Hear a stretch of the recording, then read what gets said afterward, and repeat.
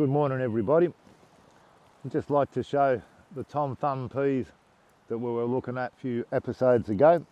Last Friday we actually had the first harvest of the Tom Thumb Pea.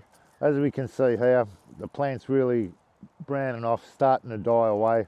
And as they're drying out, in the next day or two we'll have another harvest of Tom Thumb. And over the period of the next 3 or 4 weeks, plants will be fully died back and Tom Thumb will be harvested. Okay, we're having a look at the daikon again. We can see that the pods have formed.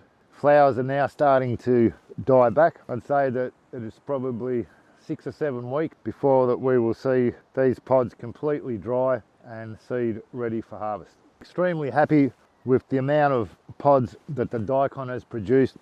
A very heavy crop that will translate into quite a reasonable amount of seed. Yep. We'd just like to have a look again at the broad beans that we planted a few months ago.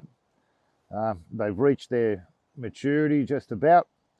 We'd say there'd be about another 6 or 7 weeks and we should see these pods drying out completely and be ready for harvest. We can see a little bit of dieback in the leaves, a bit of yellowing. That's a signal and a sign.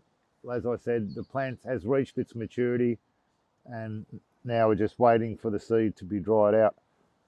One of the other things that we found very exciting with this broad bean is the length and the thickness of the pods and the actual size of the bean inside the pod.